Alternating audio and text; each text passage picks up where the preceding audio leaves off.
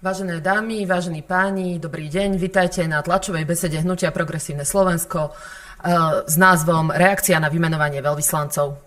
Dnes strana Smer oslavuje 20 rokov od prvého víťazstva vo voľbách. Občania a občianky však dôvod na oslavu dozaista nemajú. A to, čo dnes urobil prezident Pellegrini, len ilustruje spôsob vládnutia Roberta Fica, spôsob robenia politiky Roberta Fica a jeho družiny. V skutočnosti im je totiž jedno, čo svojimi rozhodnutiami spôsobia. Dôležité je udržať sa pri moci. A Peter Pellegrini nie je iný. Nie je prezidentom všetkých ľudí, napríklad diplomatov, o tom bude hovoriť moja kolegyňa Greta Gregorová. Nie je prezidentom, ktorý by hájil záujmy Slovenskej republiky. Jediné záujmy, ktoré hájí, sú v skutočnosti záujmy Roberta Fica, pretože ten potrebuje udržať svoju väčšinu v parlamente. Preto už mesiace vraj pripravovali poslanca Radačovského na to, aby ho poslali na Cyprus. Chodil na kurzy, aby ho mohli poslať nie niekam do Indonézie alebo do Pretórie, ale na Cyprus, ktorý ani zďaleka nie je dovolenkovou destináciou. Pripravovali ho doslova už mesiace, pretože odkedy prišiel, tak vedeli, že ho musia poslať preč. Pretože poslanec Radačovský bol jednoducho nepredvídateľný, nevyspytateľný a pre túto vládnu väčšinu tým pádom aj nespoľahlivý. Nevedeli totiž, či príde na hlasovanie, pretože občas zabudol. Nevedeli, ako bude hlasovať a preto ho museli prísediaci doslova kontrolovať. A vieme, že táto jeseň bude pre koalíciu mimoriadne ťažká. Každý hlas za rozpočet bude skutočne kľúčový. Nehovoriac o cene, ktorú si za toto hlasovanie dozaista vypýtajú napríklad rebeli Huliakovci. Preto musí poslanec Radačovský odísť. A Peter Pellegrini sa tejto nebezpečnej politickej nominácii nevzoprel. Práve naopak, ako vždy v kľúčových momentoch za tých 20 rokov a aj za cenu tentokrát medzinárodnej hanby Roberta Fica opätovne podržal. Peter Pellegrini už ale nie je poslanecký asistent, nie je ani dvojka Roberta Fica, on je prezident Slovenskej republiky. Aj keď prezidentom ho spravil podľa vlastných slov práve Robert Fico. Ja sa skutočne úprimne bojím, akú medzinárodnú hanbu alebo, nedaj Bože, aj nejaký diplomatický konflikt môže poslanec Radačovský na Cypre spôsobiť. Pán prezident sa dnes pri tej nominácii nechal počuť, vraj citujem: verím, že si uvedomujete zodpovednosť, ktorú na seba preberáte. Verí tomuto skutočne pán prezident, že poslanec Radačovský, ktorý si na výbore zahraničných vecí vyzliekol sako, žiadal ostatných poslancov, aby otvorili okno a aby ním tu prítomný pán poslanec Valášek podľa jeho slov odišiel, ten poslanec, ktorý sa veľmi nemiestne a nedôstojne správal k pani novinárkam, alebo ten, ktorý podľa vlastných slov opäť chce dosiahnuť mier na Cypre tým, že zorganizuje futbalový zápas, je skutočne človek, ktorý by si mal uvedomovať svoje rozhodnutia? Nuž, prezident mieru sa rozhodol vypustiť dezorientovanú holubicu na Cyprus. Asi tam trafí, ale otázne je, čo tam spôsobí. Ja dúfam, že sa nestane vojnovým štváčom. A vraciam Petrovi Pellegrinimu jeho otázku. Uvedomuje si pán prezident zodpovednosť, ktorú má za svoje rozhodnutia vrátane tohto? Odpovedzte si sami, ja si to nemyslím. A teraz nechám slovo pánovi kolegovi Valáškovi, nech sa páči. Ďakujem, Beata, dámy a páni. Prezident Pellegrini dnes opäť raz neprekročil tieň Roberta Fica. Tak ako mu pred rokmi Fico ukázal v paláci mimochodom, že kde má stať, tu poď, tak takto ten prezident stále poslušne stojí. Ako keby si ani nevšimol, že medzičasom už vyhral voľby a stal sa prezidentom. Právomoc vymenovať alebo nevymenovať veľvyslancov je jedna z mála pák, ktoré naša ústava zveruje prezidentovi, ktorý by vie na dennodennej báze zasahovať do rozhodnutí vlády. Bez jeho podpisu tí ľudia neodídu. Každý svojprávny prezident či prezidentka za ostatnú dekádu či dve tie právomoci aktívne využívali.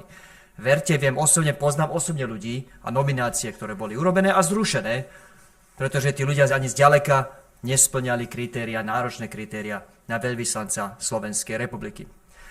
Len Peter Pellegrini stojí tam stále v tom kúte, kam ho Robert Fico pred rokmi postavil. Tu má na striebornej tácke naservírovanú jasnú ukážku toho, kde má prezident konať. Úlohou prezidenta je byť nad politikou, myslieť na záujmy štátu. A keď tí politici prídu s nejakou šialenou, do očí bijúce zlou nomináciou, tak má byť prezident tým, ktorý zatiahne záchrannou brzdou. Nič takého sa nestalo. Pán Kmec má za sebou škandál za 12 miliónov, kvôli ktorému jeho nominácia ani neprešla zahraničným výborom tohto parlamentu pred pár týždňami. A pán Radačovský, tak to je kapitola sama o sebe. Čo dodať k tomu, čo už odznelo od kolegyne Jurík?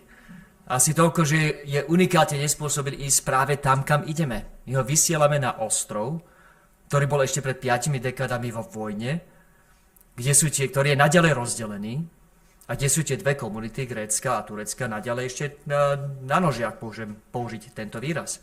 My tam pomáhame reálne udržiavať poriadok.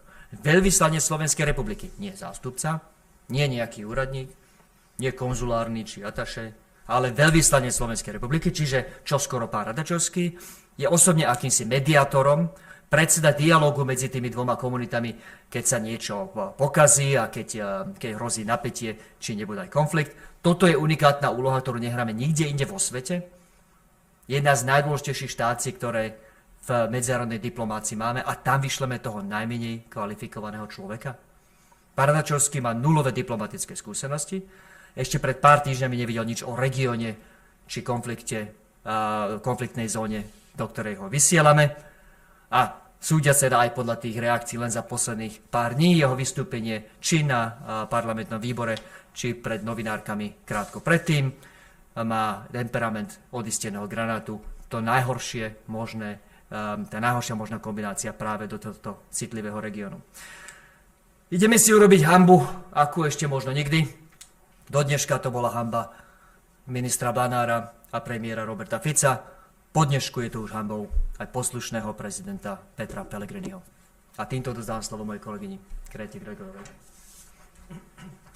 Ďakujem pekne za slovo.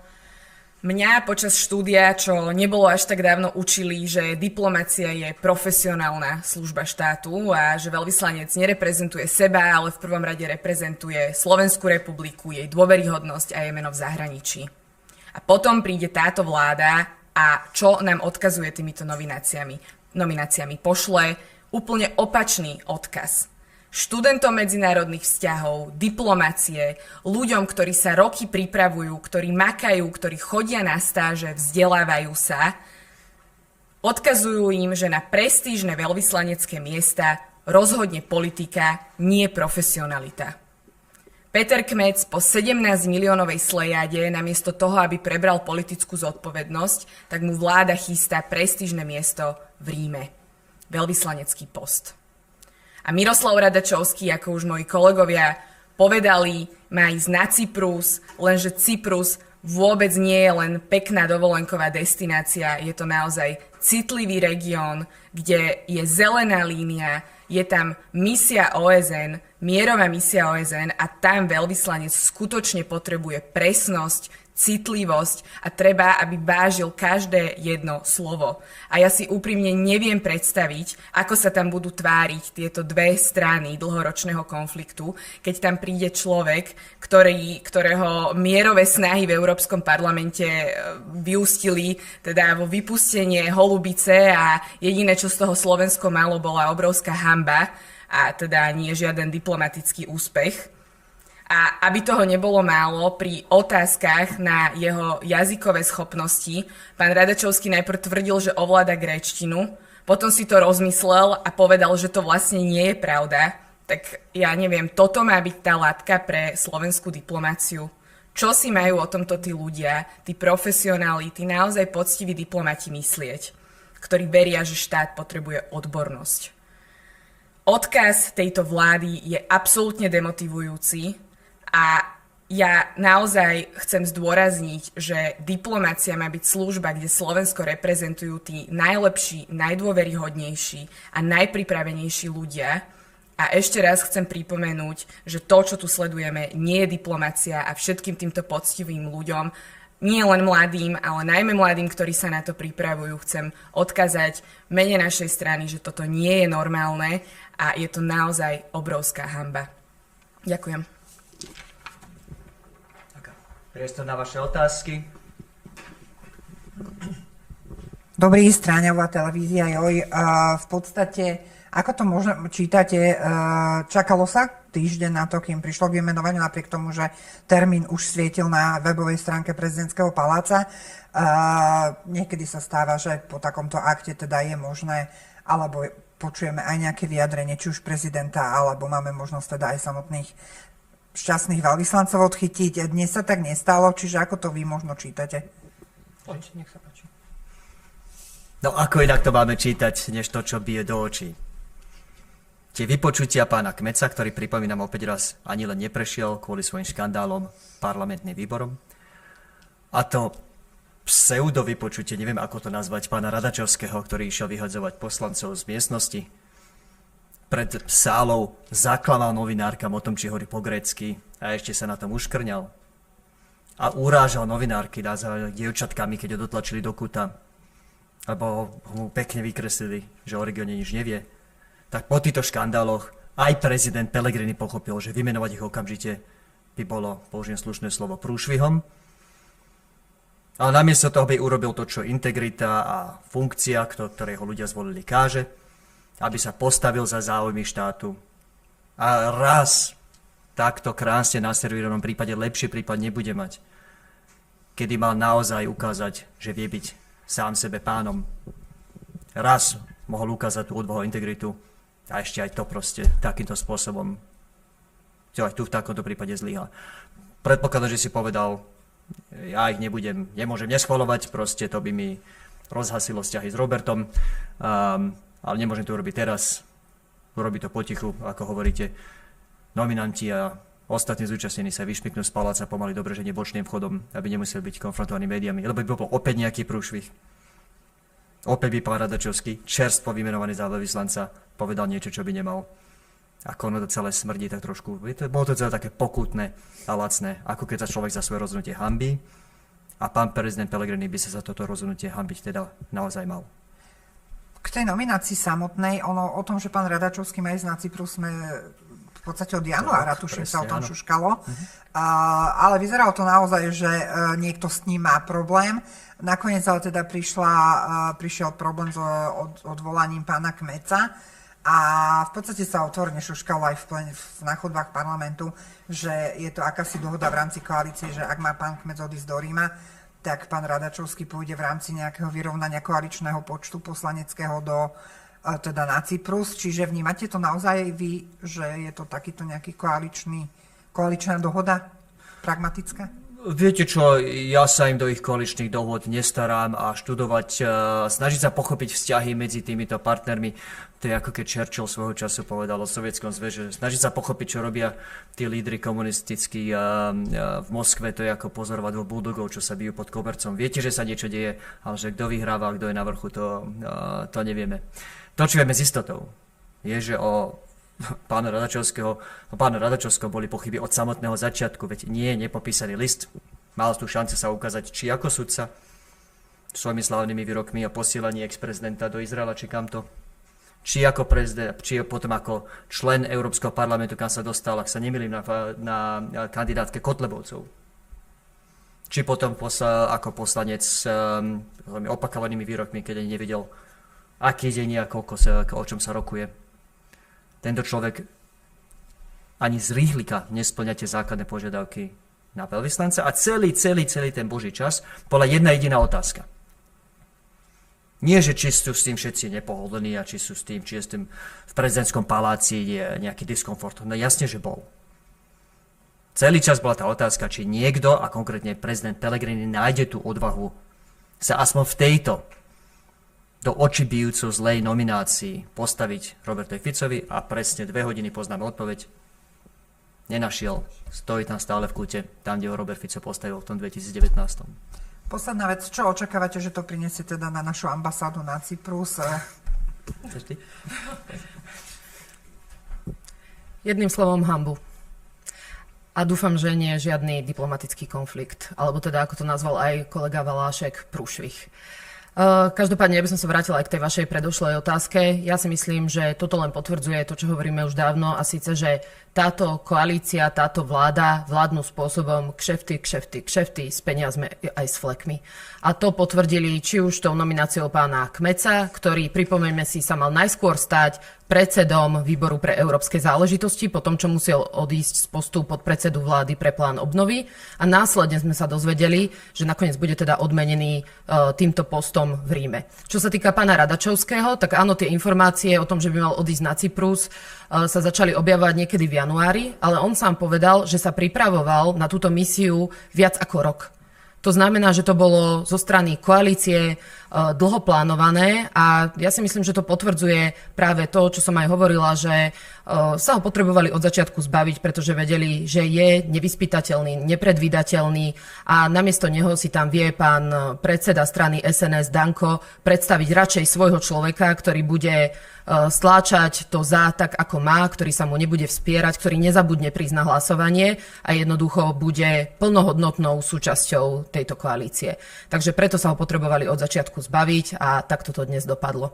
Len opätovne zopakujem, škoda, alebo teda hanba, že si vybrali práve takúto pozíciu na Cypre, pretože ako už aj spomínal kolega Valášek, to nie je žiadna dovolenková destinácia. To je jedno, dovolím si povedať, a oprav ma Tomáš, ak sa mýlim, možno z najdôležitejších alebo z najťažších veľvyslanectiev, aké máme. A tam sa rozhodne neposiela takýto človek, ktorý má pár mesačné teoretické skúsenosti s diplomáciou, pretože ho učili to, čo je diplomácia. To je skutočne hanba a chcem veriť tomu, že to nebude mať na Slovensko nejaké negatívne reputačné dôsledky, aj keď pochybujem o tom. Čiže očakávate, že v najbližších mesiacoch po nástupe pána Radačovského bude musieť riešiť možno a ministerstvo zahraničných vecí nejaké nedorozumenie alebo niečo. Poznáme mnohé z výrokov pána Radačovského. Ako ste povedali, vy sa mne je nepopísaný list. Tak, pozri, čas ukáže, ale sú veľmi silné predpoklady, že áno. Ten argument vlády, že treba mu dať šancu, veď sa musí ukázať, je neférové súdiť ľudí ešte predtým, než vôbec začali na svojom poste, je smiešný a absurdný. Tak keby ste postavili spierača na štart maratónu a povedali o tom na odpoveď kritikom, tak čo sa do neho obúvate, však dajte mu šancu, možno sa ukáže, no nie. My vieme dopredu, ako to dopadne. Keď dáte neschopného a nekvalifikovaného človeka na post, na ktorý nemá. Toto nemôže dopadnúť. Dobre, rozmýšľal som, že čo boli iné podobné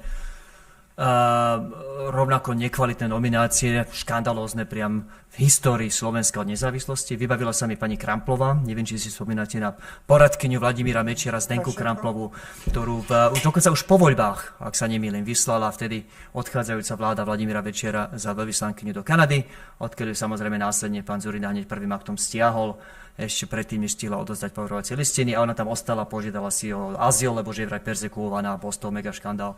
No myslím si, že pán Radačovský má pekne rozbehnuté na to, aby vyrobil ešte väčšiu hanbu, ako vyrobila pani Krampová. Ďakujem pekne. Ja by som ešte doplnila 3 konkrétne ciele pána Radačovského, ktoré nám teda spomínal aj na výbore. A teda uvidíme, že čo z toho bude, pretože pán Radačovský prisľúbil občanom a občiankam Slovenskej republiky, že premenuje jednu z cyperských ulic na ulicu Slovensko-cyperského priateľstva. Zároveň teda sa nechal počuť, že by rád zrušil tú buffer zónu medzi dvomi časťami Cypru, čo samo o sebe teda svedčí o tom, ako veľmi neskúsený a nebezpečný je tento človek, keď má takéto plány. A tretia vec bola práve organizácia toho futbalového zápasu medzi dvomi komunitami. Tak ja si myslím, že toto len skutočne dokresľuje to, akého človeka tam posielame. A ak sa mu podarí premenovať len tú ulicu, tak ešte budeme radi, že to bude jediné, čo sa mu tam v úvodzovkách podarí. Ďakujem.